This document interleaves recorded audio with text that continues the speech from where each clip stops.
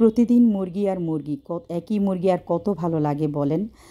তাই এক এক দিন এক এক রকম রান্নাটি করে নিতে হয়। চলে এলাম পারুল পাকঘরে, শুরু করে দিলাম রান্না। দিয়ে দিলাম কাবাব চিনি, দারচিনি, এলাচি, তেজপাতা। এখন দিয়ে দিব টমেটো দিয়ে আমি টমেটোকে একটু ভেজে নিব। তারপর দিয়ে দিব এখানে আমি মুরগি দিয়ে মুরগিটাকেও ভালো করে ভেজে নিব। আপনারাও এইভাবে করে নেবেন, কারণ যত ভাজবেন মশলা তত ভালো লাগবে খেতে। যত কষানো হয় ততটাই ভালো লাগে। অল্প মশলায়ও খাবার খেতে ভালো লাগে যদি ভালো মতো রান্নাটি হয়। তো আপনারাও ভালো করে ধুয়ে ভালো করে সব কিছু কষিয়ে নেবেন।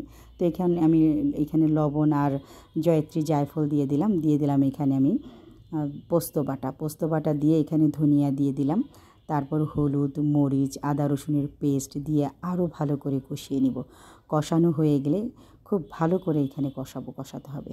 তো ভালো করে কষিয়ে যখন আমার এখানে কষানো হয়ে যাবে, তো এখানে আমি দিয়ে দেবো পেঁয়াজ কুচি দিয়ে পেঁয়াজটা যখন নরম হয়ে আসবে, তো তারপর এখানে দিয়ে দেবো আমি টক দই দেওয়া হয়ে গেলে এখানে আমি অ্যাড করে দিব সামান্য একটু চিনি দিলে খাবারের টেস্টটা অন্যরকম লাগে। দিয়ে দিলাম গোলমরিচের গুঁড়ো দিয়ে এখন আমি পানি দিয়ে কাঁচামরিচ দিয়ে ঢেকে দিব। তেল আর মশলাটা যখন সেপারেট হয়ে যাবে তখন বুঝতে পারবেন এটা হয়ে গেছে। হয়ে গেলে ভালো করে ঝাঁকিয়ে নামিয়ে ফেলবেন, খেতে খুবই ভালো লাগবে। আপনারা এইভাবে রান্না করে ট্রাই করে দেখতে পারেন, ভালো লাগবে। এক এক দিন এক এক রকম করে রান্নাটি করে নেবেন, খেতে ভালো লাগবে। যদি ভালো লাগে লাইক, শেয়ার, কমেন্ট করে আমার পাশে থাকবেন। সবাই খুব খুব ভালো থাকবেন, নামাজ পড়বেন। নামাজ বেহেশতের চাবি। আল্লাহ হাফিজ, আসসালামু আলাইকুম।